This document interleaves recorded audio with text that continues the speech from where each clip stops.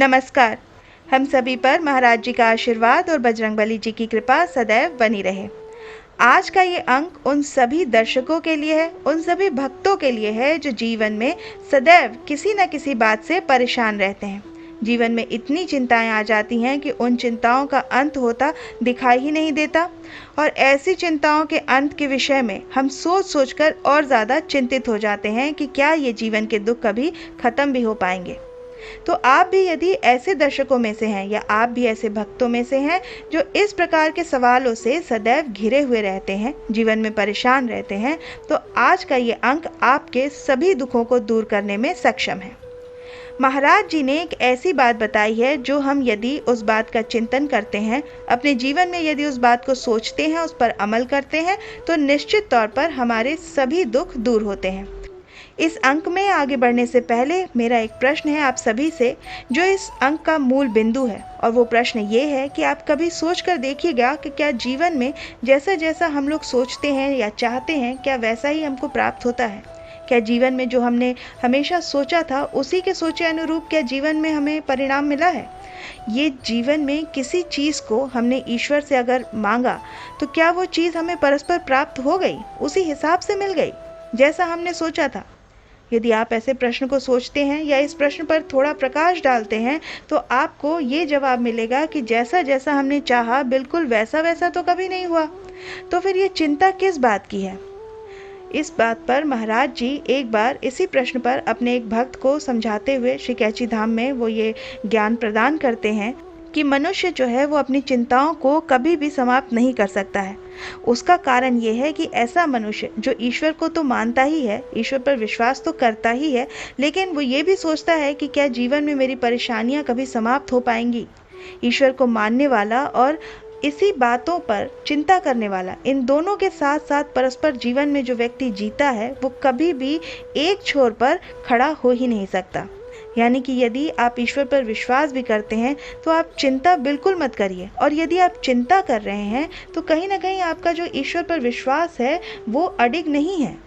यानी कि ये दोनों चीज़ एक साथ हो ही नहीं सकती। ऐसा कोई भक्त जो ईश्वर पर परम आस्था भी रखता है और चिंता भी करता है, तो या तो वह केवल चिंता ही कर रहा है और ईश्वर पर विश्वास नहीं कर रहा, और ऐसा जो भक्त है वो ईश्वर पर अगर विश्वास कर रहा है तो वो कभी चिंता कर ही नहीं सकता।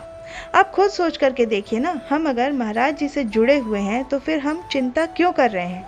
इसका एक कारण ये हो सकता है कि जीवन में जब हम जो चाहते हैं जब वो होता ही नहीं, या कार्य जब हमारे वश में है ही नहीं, तो फिर हम उसकी चिंता क्यों करें?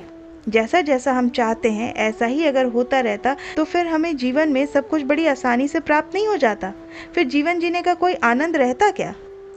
महाराज जी यही बात कह रहे हैं कि मनुष्य किसी चीज़ को प्राप्त करने के लिए जाता है, लेकिन जब वो लौट कर आता है तो वो कुछ और ही लेकर लौटता है। यानी कि महाराज जी कह रहे हैं कि जो मनुष्य है वो जाता तो किसी और कार्य के लिए है, लेकिन वहाँ से उसको प्राप्त कुछ और होता है।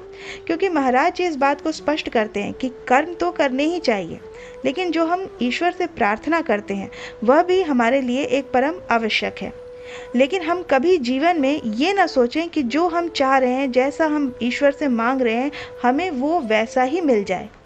ईश्वर जो भी करेंगे उसमें हमारी भलाई ही होगी।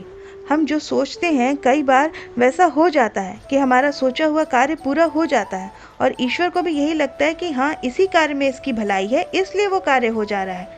लेकिन जब हम कुछ मांगते हैं, ईश्वर से कुछ प्रार्थना करते हैं और हमको उसके अनुरूप फल नहीं मिलता, तो ईश्वर ने हमारे लिए कुछ और अलग सोचा हुआ है, कुछ और बेहतर सोचा हुआ है।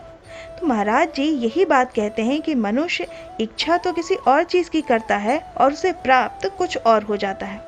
इसमें बहुत सारी चीज़ें हैं, ये एक बहुत ही गूढ़ रहस्य है। रहस्य इसमें ये है कि बहुत सारे कार्य ऐसे होते हैं जिसका जो परिणाम है वो हमारे कर्मों के ऊपर निर्भर होता है। अधिकतम यही होता है कि जो हमने कर्म किए होते हैं उसके फल स्वरूप ही हमें फल प्राप्त होता है। लेकिन यदि हमारे कर्मों में बहुत ज़्यादा हमारे बुरे कर्म नहीं होते हैं, हमारे अच्छे कर्म होते हैं, तो हमें फल बहुत अच्छा भी प्राप्त हो जाता है। और यदि हमारे कर्म बुरे हैं, हमने किसी का बुरा सोचा हुआ है, किसी का बुरा करने का प्रयास किया हुआ है, तो कुछ कर्म बंधन से कटने के पश्चात जो फल बचता है उसके अनुरूप ये सृष्टि हमको फल प्रदान करती है। तो ये बहुत ही एक गूढ़ रहस्य है, लेकिन आपको इसमें समझने वाली बात यह है कि कभी भी ऐसी कामना मत करिए जिस कामना को पूरा ना होने से आपका जीवन खराब हो जाए या अपने जीवन को आप स्वयं ही खराब कर लें। इसलिए अपने कर्मों पर ज़्यादा से ज़्यादा भरोसा कीजिए। जो भी कर्म आप कर रहे हैं उसके अनुरूप ही ज़्यादातर आपको फल प्राप्त होते हैं। तो कर्म अच्छे होंगे तो निश्चित तौर पर परिणाम भी अच्छा होगा, कर्म बुरे होंगे तो निश्चित तौर पर परिणाम भी बुरा ही मिलेगा। परिणाम अच्छा तब मिल सकता है जब हम कर्म अच्छे कर रहे होते हैं, लेकिन साथ साथ कुछ बुराइयों को भी जीवन में हम चाहे अनचाहे शामिल कर ही लेते हैं, तो इसलिए हमें मिला जुला फल भी प्राप्त हो जाता है कई बार। तो इसमें महाराज जी का जो कहना है वो यही है कि जीवन में सोचिए मत, देखिए चिंताएं मत कीजिए, चिंतन अवश्य कीजिए। चिंता और चिंतन दोनों में बहुत फर्क है, जमीन आसमान का अंतर है। चिंता मूर्ख लोग करते हैं और चिंता करना हमारा कार्य है ही नहीं।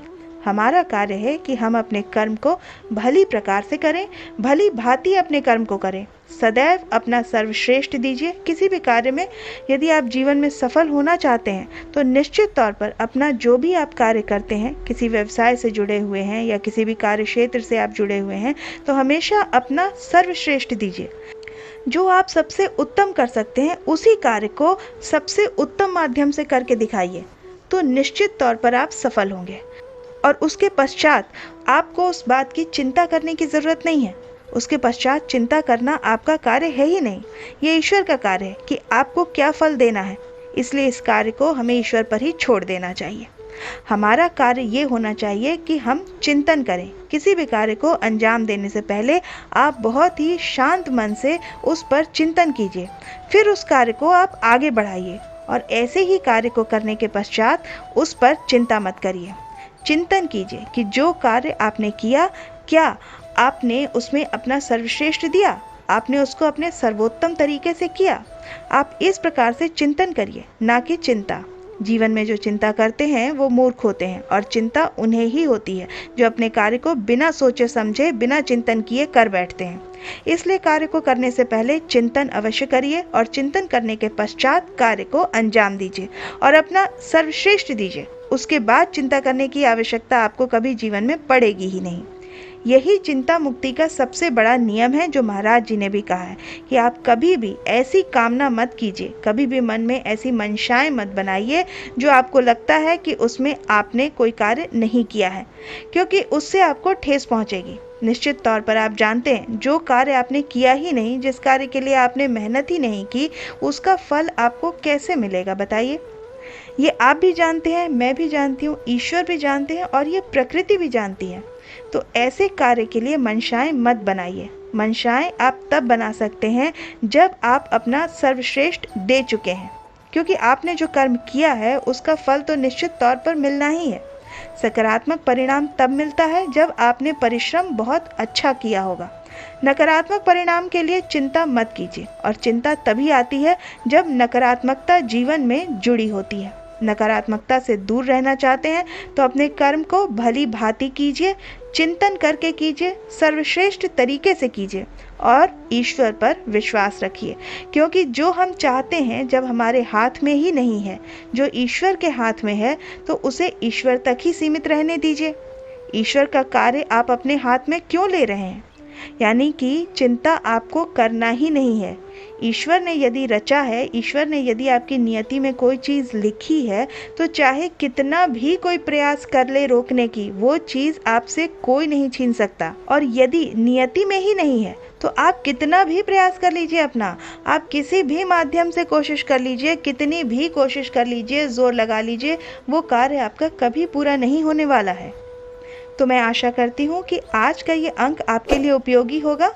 आप अपनी प्रतिक्रिया हमें कमेंट सेक्शन में लिखकर ज़रूर बताइएगा। हम इस अंक को यहीं विराम देंगे। मिलते हैं आपसे अगले अंक में। तब तक के लिए जय श्री राम, जय बाबा की।